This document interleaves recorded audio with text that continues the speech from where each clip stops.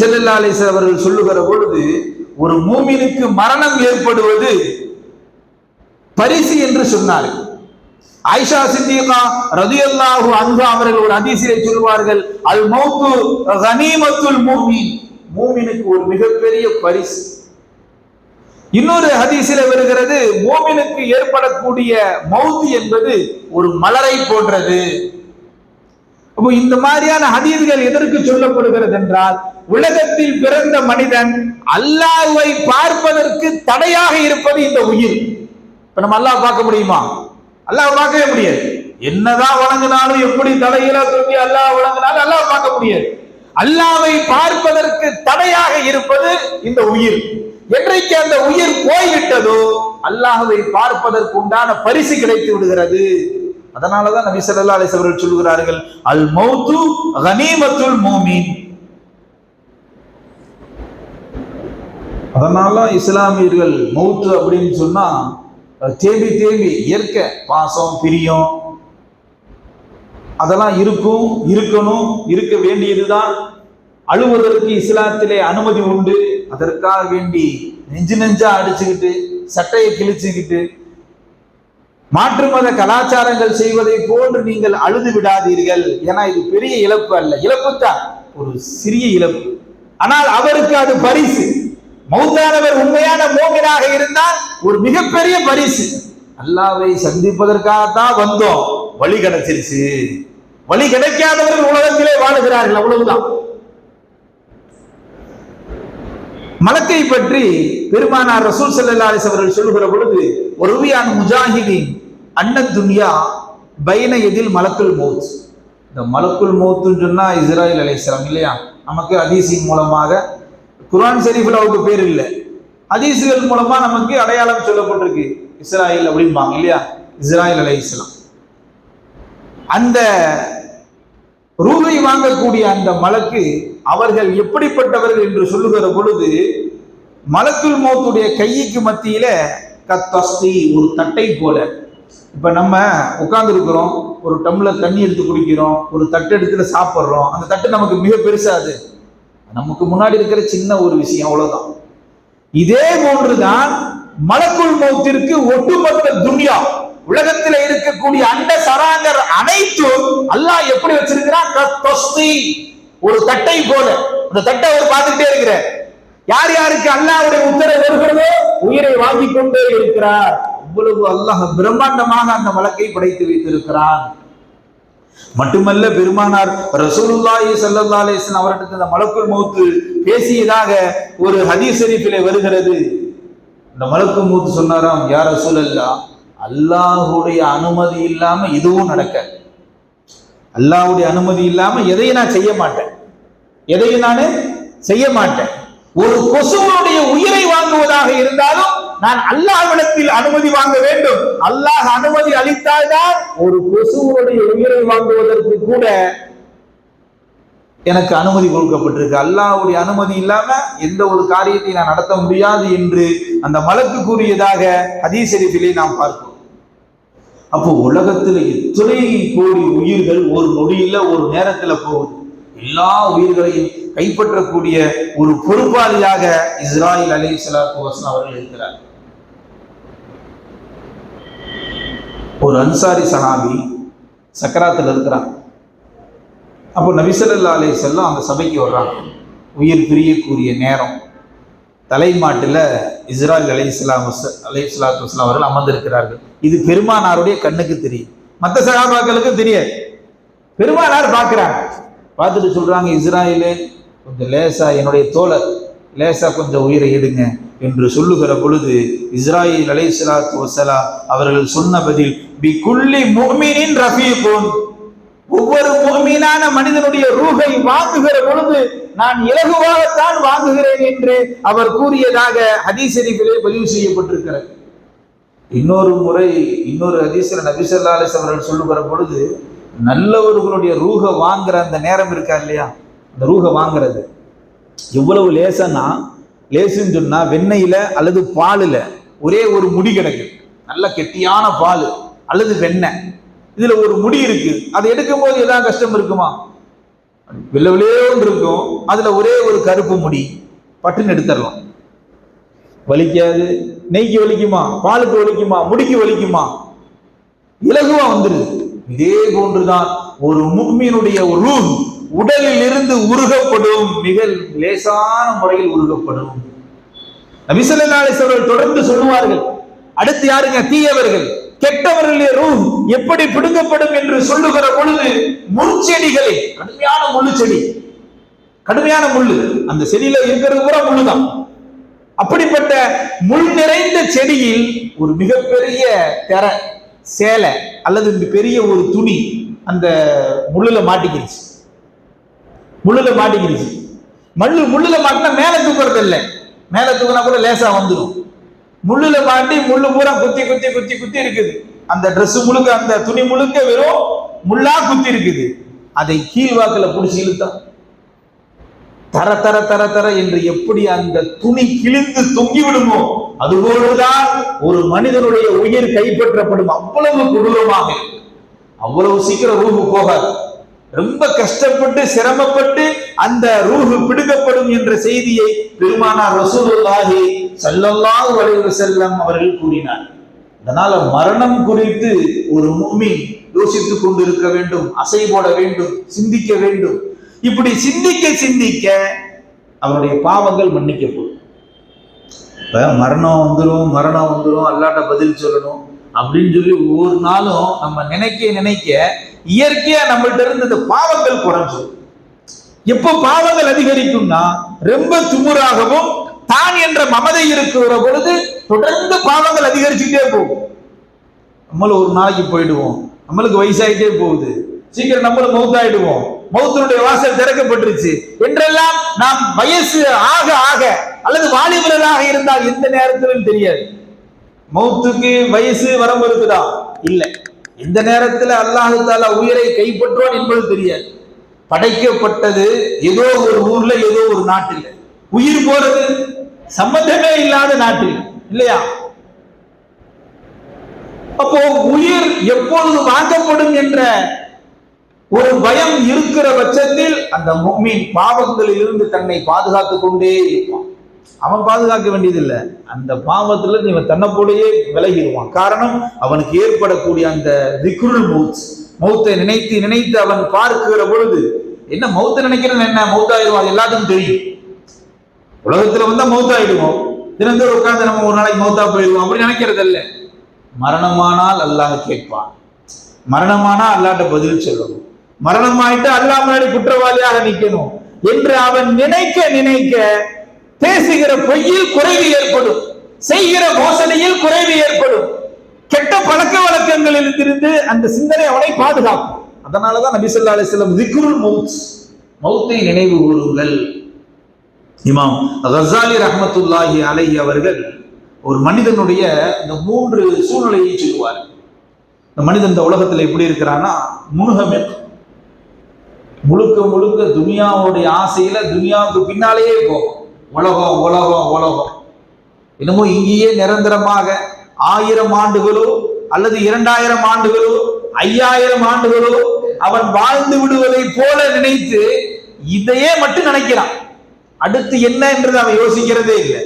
மறுமையா, அல்லாவா, ரசூலா, இஸ்லாமா, தீனா, மார்க்கமா, குரானா, ஹதீஸா, உனக்குன்னு சில கட்டுப்பாடுகள் இல்லை, எதையும் நினைக்கிறது இல்லை. சதாவும் இந்த உலகத்திலேயே தொடர்ந்து நாம் தான் வாழப்போகிறோம் என்ற ஒரு ரீதியில் ஓடிக்கொண்டிருக்கிறான். இவன் பெயர் முன்ஹமி, உலக ஆசாவாசைகளில் மூழ்கியவன். இவனுக்கு இஸ்லாம்னாலும் தெரியாது, ஈமான்னாலும் தெரியாது, தெரியும் ஞாபகப்படுத்த மாட்டான். பேரலாம் அப்துல் காதர் தான், பேரலாம் அபூ தாஹிர் தான். ஆனால் மறுமை சார்ந்த விஷயங்களை யோசிப்பானா என்றால் யோசிக்கவே மாட்டான். முழுக்க முழுக்க காலையில் எழுந்ததிலிருந்து இரவு உறங்குகிற வரை, எந்திரிச்சதிலிருந்து தூங்க போற வரைக்கும் உலகம் உலகம் உலகம் என்று இந்த உலகத்தின் பின்னாலேயே செல்லுவானே ஒழிய ஒரு காலம் மறுமை குறித்து அவன் யோசித்து கூட பார்க்க மாட்டான். முழுக்க முழுக்க உலகத்தை நினைப்பவன். இவன் ஒரு பங்கு. இரண்டாவது பங்குதாரர்கள் யாருன்னா, உலகத்துல தாயிலும் தௌபா செய்யக்கூடியவர். யா அல்லாஹ், வந்தாச்சு, பாவம் செய்யணும்னு சொல்லி நீ தான் ஏற்படுத்தி இருக்கிற, பாவமும் செஞ்சாச்சு, அதானே பாவம் செஞ்சா தானே மனுஷன், பாவம் செய்வான்னு சொல்லிதான் நல்ல உலகத்தில் விட்டுருக்கிறான். ஆனால் இதுல வெற்றியாளர் யார்? செய்த பாவத்திற்கு மன்னிப்பு கேட்டவன். இதுல துர்பாக்கியசாலியா செய்த பாவத்தை வேடிக்கை பார்த்து அப்படியே மௌத்தா போனவன். அல்லாட்ட பாவம் பண்ணி கேட்கா மௌத்தா போனவன் துர்பாக்கியசாலி.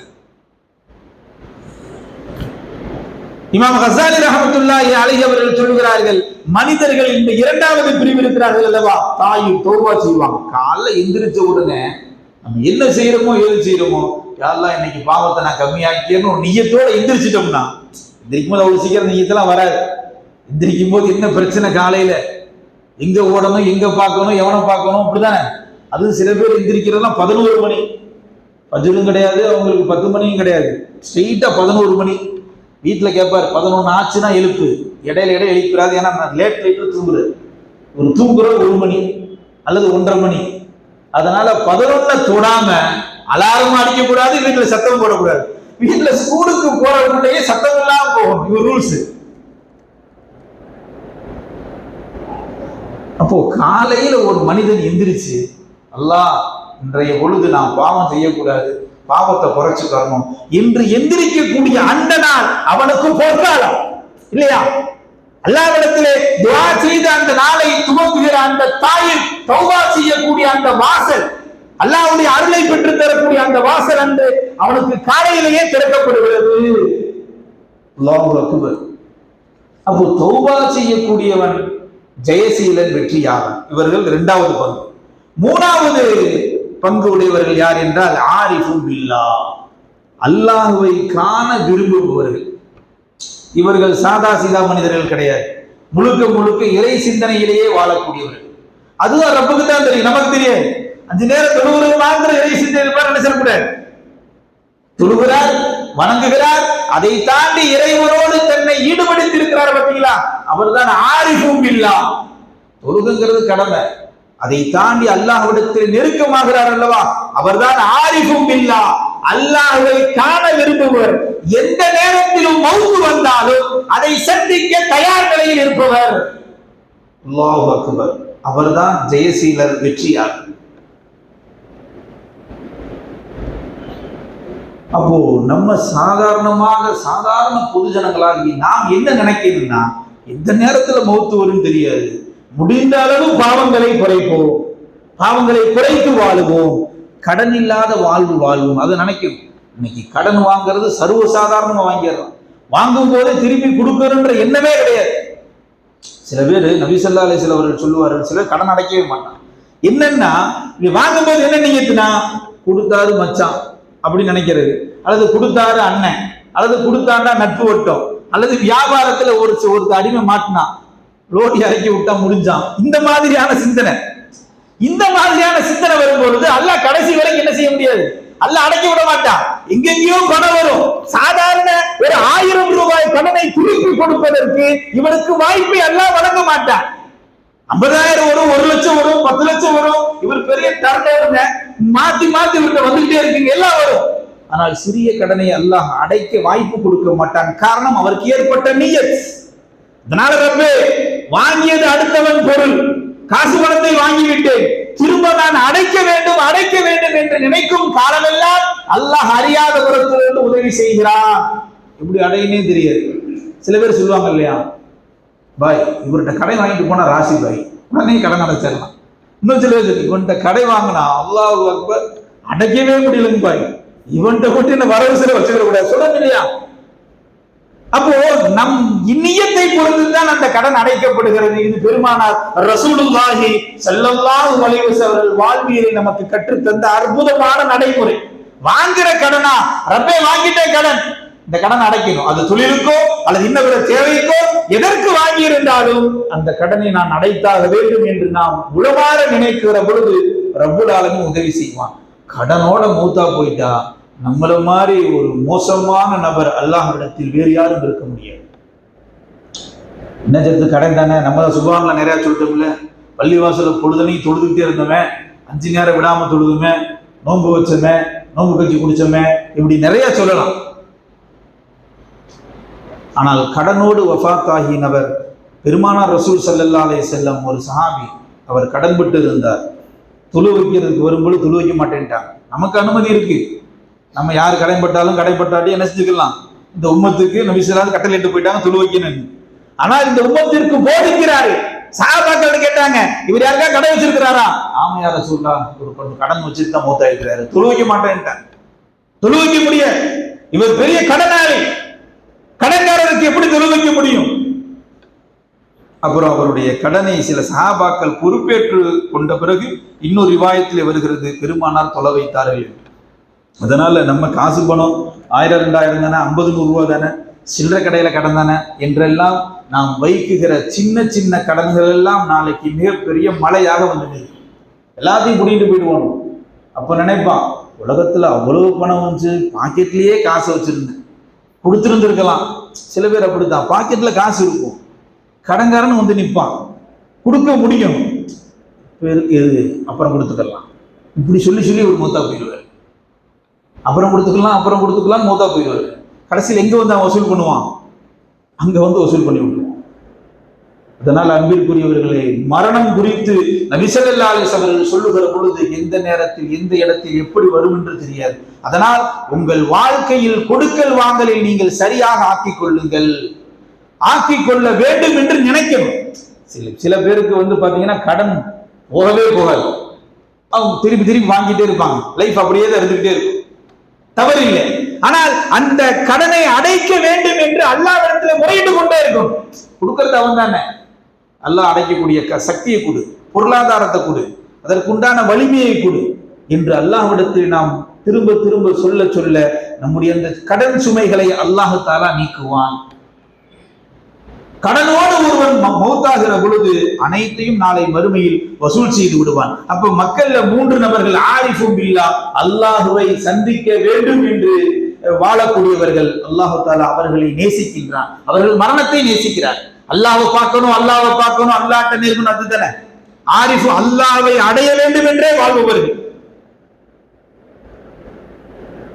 அது யாரு? அல்லாஹ்வுக்கு அவருக்கு தான் தெரியும். இப்ப இந்த சபையில சாந்துபோவா பள்ளிவாசல் எத்தனை பேர் உட்கார்ந்து இருக்கோம்? நம்ம எந்த அளவு அல்லாஹ்வை நேசிக்கிறோம், மௌத்தை நேசிக்க யாருக்கு தெரியும்? அல்லாஹ்வுக்கு அவருக்கு தான் தெரியும், இல்லையா? வெளிப்படையில பார்த்தா தொழுகிறார், வணங்குறார், அவ்வளவுதான். ஆனால் அல்லாஹ்வை அடைய வேண்டும் என்று நேசிப்பவர் எந்த நேரத்தில் இறைவன் அழைத்தாலும் நான் பதில் கூற வேண்டும், அவனை பார்க்க வேண்டும் என்று ஆசைப்படக்கூடிய தனி மனிதனுக்கும் அல்லாஹ்விற்கு மாத்திரம் தெரிந்த ரகசியம். அதனால் நபி ஸல்லல்லாஹு அலைஹி வஸல்லம் சொன்னார்கள், ஆரிஃபும் பில்லாஹ், அல்லாஹ்வை சந்திக்க வேண்டும் என்று விரும்புபவர்களுக்கு இந்த உயிர் தடையாக இருக்கிறது. எப்பொழுது இந்த உயிர் நீங்குகிறதோ அந்த தடை நீங்குகிறது, மகிழ்ச்சியோடு இறைவனை சந்திக்கிறார். வந்தோ வாழ்ந்தோ இருந்தோ பிறகு அல்லாஹ்விடத்தில் ஐக்கியமாக ஆனோம், சென்று விட்டோம். அப்போ நம்முடைய எண்ணங்களும் நம்முடைய செயல்பாடுகளும் மௌத்தை மையப்படுத்தியே இருக்க வேண்டும். என்ன இருக்கு? அதுக்காண்டி கால் எந்திரிச்சிருந்து நான் மௌத்தா போயிருவேன் செஞ்சுட்டே இருந்தா எப்படிங்க சேர்த்து வாழ்றது? எப்படி வியாபாரம் பண்றது? கடையை திறக்கிறது? பொழுதன்னைக்கு அஜத்து சொல்ற மாதிரி மௌத்துன்னு இருந்தா செட் ஆகுமா? 4 காசு சம்பாதிக்க முடியுமா? நீங்க என்ன சின்ன ஜிபே பண்ணி விட்டுருங்க. காலை எந்திரிச்சோடனே மௌத்தே வா டஸ்பி எடுத்துட்டு நான் கடைக்கு போறேன்னு சொல்லுவீங்க, இல்லையா? அப்படி அல்ல. எனக்கு ஒரு மௌத்துவான்றது இல்ல. இந்த நேரத்தில் மரணம் வந்தாலும் ரப்பே அதை ஏற்றுக்கொள்ளக்கூடிய அந்த நேரத்தில் நல்லவனாக என்னை ஆக்கிவிடு. ஏன்னா நல்ல மரணம் கிடைப்பது அல்லாஹ்விடத்தில் மிகப்பெரிய அருள் அல்லவா? நல்ல மரணம் கிடைக்கணுங்க. வாழ்ந்தார் அவர் யாருங்க? அவர் குடிக்கட்டி பறந்தாருங்க. அவருக்கு வருமானம் பார்த்தீங்கன்னாங்க அந்த பக்கம் அப்படிங்க, இந்த பக்கம் இப்படிங்க, கிழக்க தெற்கம்மா, இடம்லாம் சொல்றது இல்லை. கிழக்கு அவ்வளவு வருமானம், மேற்கு அவ்வளவு சொத்து எல்லாம் உண்டு. ஆனால் மரணம், நல்ல மரணம் வந்து விட்டால் அவன் தான் வெற்றியார். வந்ததுக்கு அதானங்க அர்த்தம். எதையும் தூக்கிட்டு போக முடியாது, இல்லையா? சமீபத்தில் ஒரு 2 நாளைக்கு முன்னாடி 18ஆம் தேதி அடக்கம். மக்காவிலிருந்து மதீனாவிற்கு போகிற பொழுது இந்தியர்கள் அந்த உம்ராவுக்கு போற வழியில ஒரு விபத்து ஏற்பட்டு திடீர் மரணம். 45 பேருடைய உடல் சவுதி அரசாங்கத்தால் அடக்கம் செய்யப்பட்டது. இந்தியாவிலிருந்து கவர்மெண்ட் மூலியமாகவே 2 பேர் வீட்டுக்கு வாங்க, இந்த ரத்த உறவுகள் இருப்பாங்க இல்லையா, அவங்க குடும்பத்துக்கு 2 பேர் வாங்க, சவுதி வந்து இருந்துட்டு நல்ல முறையில தஃபன் அடக்கம் செய்துட்டு நீ என்ன செய்யலாம், போகலாம் என்று சொல்லுகிற அந்த நிகழ்வு அந்த குடும்பத்தை சார்ந்தவர்களுக்கு ஒரு மிகப்பெரிய வழி வருத்தம். அது மறுப்பதற்கு இல்லை, இல்லையா? ஆனால் கிடைக்கப்பெற்ற அந்த மரணம் எவ்வளவு அற்புதமான மரணம், எவ்வளவு பாக்கியமான மரணம். நபி ஸல்லல்லாஹு அலைஹி வஸல்லம் திடீர் மரணத்திலிருந்து நீங்கள் பாதுகாப்பு தேடுங்கள் என்று சொன்னார்கள். திடீர் மரணம் யாருக்கு வரக்கூடாது. ஆனா இங்க வந்திருக்குது, இதற்கும் பெருமானார் ரசூல் ஸல்லல்லாஹு அலைஹி வஸல்லம் சொல்லுகிறார்கள், திடீர் மரணங்கள் நல்லவர்களுக்கு அது அருட்கொடையாக மாறுகிறது. நல்லவர்களுக்கு அருட்கொடையாக மாறுகிறது. திடீர் மரணங்கள் தீயவர்களுக்கு துர்பாக்கியமாக மாறுகிறது. அல்லாஹ் அக்பர். அப்ப அவங்க போன வழி எந்த வழி? அவங்க சொர்க்கவாதியா நரகவாதியா தீர்மானிப்பது அல்லாஹ். நம்ம துஆ தான் கேட்க முடியும். ஆனால் அவர் போன வழி, மக்காவிலே தவாஃபை முடித்துவிட்டு மதீனா நோக்கி பெருமானாருக்கு சலாம் சொல்ல வேண்டும் என்ற குதூகலத்தோடு, ஒரு பாசத்தோடு நேசத்தோடு மதீனாவை நோக்கி நகர்கிற அந்த தருணம் அல்லாஹ்வால் ஒப்புக்கொள்ளப்பட்ட தருணம் அல்லவா? அப்போ அந்த திடீர் மரணம் என்பது அல்லாஹ்வுடைய ரஹ்மத், அல்லாஹ்வுடைய அருள்கொடை. குடும்பத்தார்களுக்கு வலி இருக்கும், கொஞ்சம் கஷ்டம் இருக்கும், ஆனால் நல்ல மரணமா என்றால் ஹதீஸ் அடிப்படையில் ஆய்வு செய்கிற பொழுது நல்ல மரணங்கள் வரவேற்கப்படுகிறது. அல்லாஹ்ட்ட துஆ செய்யும், ரப்பே வாடு எப்படியா இருந்தாலும் மௌத் வரதா போதும். நீ வீட்ல இருந்தாலும் மௌத் வரும், காட்டுல இருந்தாலும் மௌத் வரும். மௌத் வரும்ன்றதுல மாற்று கருத்து இல்ல. ரப்பே நல்ல மரணமாக ஆக்கிவிடு, சாலியான மரணமாக ஆக்கிவிடு. உன் பொருத்தத்தோடு மரணிக்கிற பாக்கியத்தோடு என் ரூஹ் பிரிய வேண்டும் என்று ஒவ்வொரு நாளும் ஒவ்வொரு மனிதன் நினைக்கும் காலமெல்லாம் ரப்பு அவன் அருள் பார்வையை திருப்புவான். மரணத்தை மறந்து உலகம்தான் என்று உலகத்தின் பின்னாலேயே முழுமையாக ஓடுவது. இங்க ரெண்டுக்குள்ள வித்தியாசம் தான். உலகத்தை நேசிக்கணும், சம்பாதிக்கணும், புள்ள குட்டியை காப்பாற்றணும், இன்ன பிற சொத்து சோகங்கள் சேர்க்கணும், நல்ல வீடு கட்டணும், நல்ல வாகனம் வாங்கணும், தவறில்லை. ஆனால் இதுதான் என்று நினைத்து இஸ்லாத்தை ஒதுக்கி வாழ்பவன், இஸ்லாத்தை மறந்து வாழ்பவன் துர்பாக்கியசாலியாக மாறுகிறான். ரப்புல் ஆலமீன் இடத்தில் சாலிஹீன்கள் முத்தகீன்கள் கூட்டத்தில் நம் அனைவர்களையும் அல்லாஹ் தஆலா ஒன்று சேர்ப்பானாக. நாளை மறுமையிலே பெருமானார் ரசூலுல்லாஹி ஸல்லல்லாஹு அலைஹி வஸல்லம் அவர்களோட சுவனத்தில் வசிக்கிற நல்ல பாக்கியத்தை ரப்புல் ஆலமீன் வழங்குவானாக. மரணிக்கிற அந்த சக்கராத்துடைய நேரம், ரூஹு பிரிய போது, நமக்கும் இந்த உலகத்திற்குமான பந்தம் முடிந்தது என்று வருகிற அந்த கடைசி தருணம், ரப்பே உன்னை பார்க்க வேண்டும் என்ற ஆசையோடும் நல்ல மரணத்தையும் அந்த மலக்கை பார்க்குகிற பொழுது இன்முகத்தோடு பார்த்து மரணிக்கிற நல்ல வாய்ப்பையும் கடனில்லா மரணத்தையும் ரப்பே எங்களுக்கு வழங்குவாயாக. வாஹிர் தாவானா அனில் ஹம்துலில்லாஹி ரப்பில் ஆலமீன். அஸ்ஸலாமு அலைக்கும் வரஹ்மத்துல்லாஹி வபரகாத்துஹு.